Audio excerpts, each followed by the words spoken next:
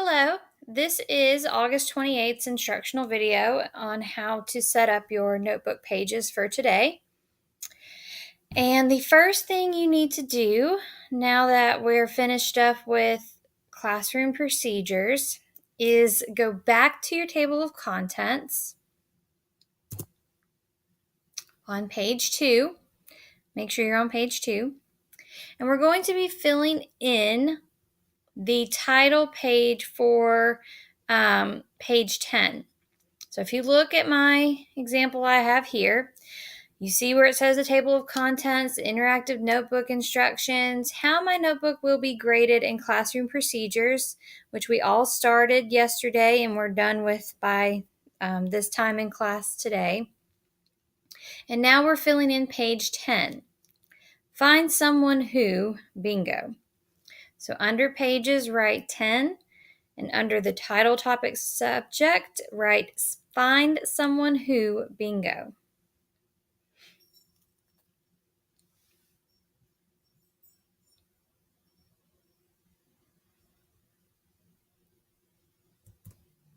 Okay, and Mr. Reese can go back and pause the video there if you need it for the table of contents so that you can see what to write down. But I'm going to go ahead and move on. And you're going to flip in your interactive notebook to the next blank page behind page 9. That page will be blank and it will be page 10 now. PG10, standing for page 10, should go in the top right-hand corner and the bottom right-hand corner.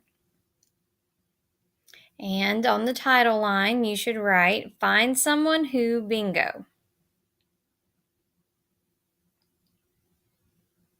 Now, you will have a handout that looks like the one you see here on the screen, and it will be given to you by Mr. Reese. And I will need you to fold that sheet in half. Okay, as you can see in my example, I have folded the page neatly in half. And the top half is what will be glued down into your notebook. So once you have folded the page in half, horizontally from left to right, you're going to take your glue stick and put glue on the top side of that handout and glue it in. If you are unsure, Mr. Reese has the binder or the notebook there in the classroom, and you can look at it and see how I have mine glued in.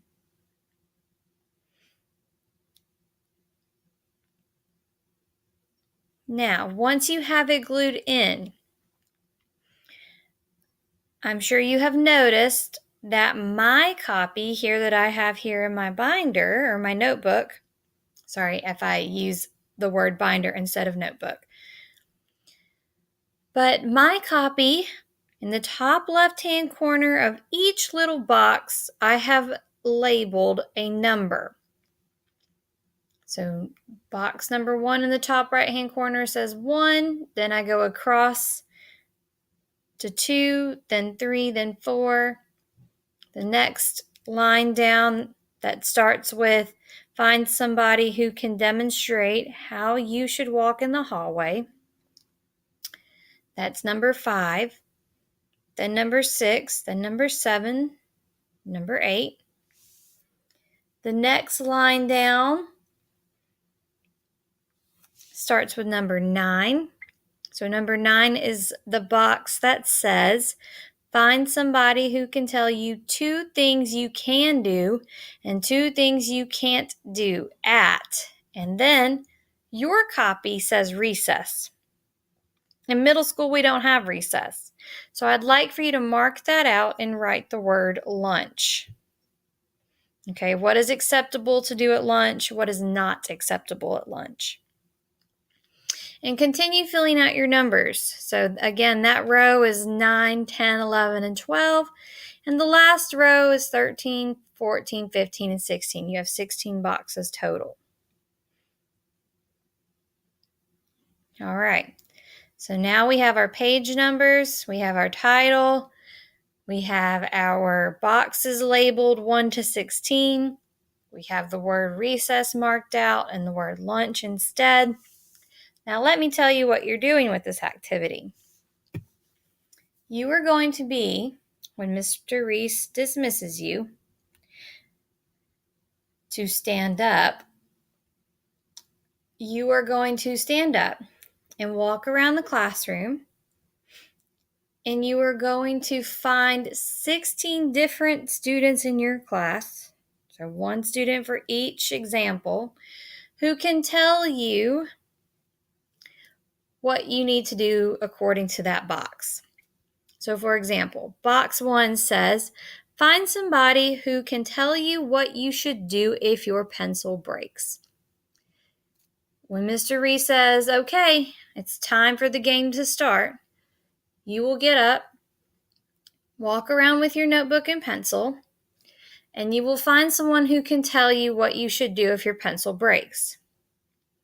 Now, let's talk about where this information, once you meet the student and ask them this question, where you should write down this information. In your notebook, the page to the left side. So if you had your notebook open all the way across your desk, in the back side of page 9, laying to the left-hand side, and Mr. Reese can hold my notebook up so you can see where I'm talking about. You are going to draw 16 boxes. I'm getting ready to walk you through the easiest way to make those boxes. All right. So, from the title line,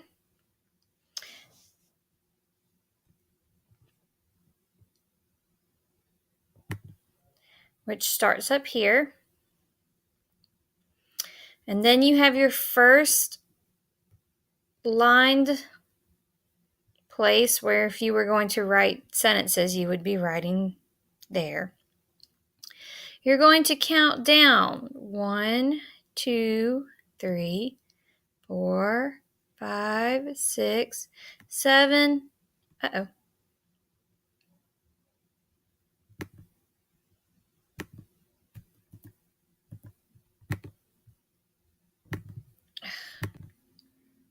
Okay, I had a technical error.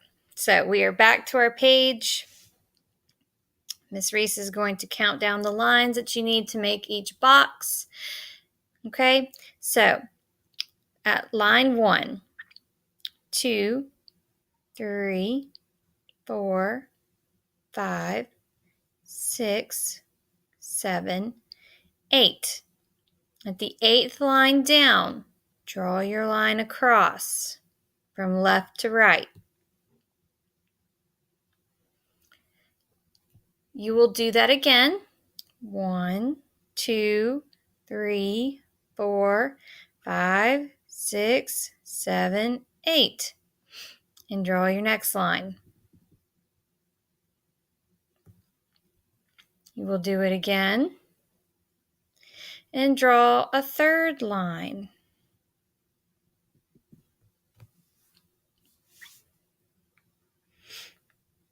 All right. So once you have done that, your 4 rows, 2, your 3rd row, and your 4th row have been made. Now, all you'll need to do is take your pencil, okay, and draw lines going down to separate 4 rows as evenly as possible. All right, that way you can make yourself 16 boxes. Make sure that you label each box with the same number. Okay, so 1 on the left-hand side, 1 on the right-hand side, 2 on the left-hand side, 2 on the right-hand side, and so on and so forth, so that you can easily figure out what material needs to go where. So, now that you have your information page completed, Mr. Reese has told you it's time to get up, it's time to start the game, and you're looking for somebody who can tell you what to do if your pencil breaks. You will then, when you find that person, write down their name and what they tell you to do. All right? Their name is important because I'd like for you to get to know your classmates around you. Okay? And then the what to do is just a review of how I want you to do something in class so that class goes smoothly. All right? As you can tell, I did not fill out a name and what to do in every box. That's not necessary. Okay? So long as you do have the person's name and what they told you to do for each box, you're good. Okay? Now, it's important that you get all 16 boxes filled out, because if Mr. Reese calls on you right towards the end of class and you don't have that one filled out, you'll have to wait to hear someone else's answer and fill it in before you can leave class, because this is your exit ticket. All right, so when he's ready for you guys to leave, he's going to call on somebody. He'll say, "What are you supposed to do if you are tardy to class?" And so if you don't have box number 6 filled out, then you will have to wait until another classmate has entered or answered number 6 so that you can write down the answer to number 6 on your page. All right. So when the Find Someone Who bingo game for your class period is over, Mr. Reese is going to hand out a questionnaire. All right, and this happens after the bingo. And then the questionnaire, I'd like for you to fill this out and turn it in before the end of the class period. If you cannot finish it, you need extra time, just make sure that you put it in a pocket in your notebook and that you hand it in to Mr. Reese tomorrow, okay, on Wednesday. He's going to give you a little fake book profile. It looks exactly like Facebook, and it's just a little fun activity for you to draw a picture of yourself, make a comment or an update status that you might actually use on Facebook, make a cover photo. And this is just so that when I come in and I am grabbing binders to look at or notebooks to look at, I can see what kind of person you are. And then last but not least, you will have a parent survey. If you would please take this home and turn it in by Friday, August 31st. Just helps me get to know you and helps me get to know your family a little bit better. All right. So I hope you enjoy the rest of your class period. I hope you enjoy the bingo activity. Remember, make sure you get those filled out because it will be your exit ticket with Mr. Reese.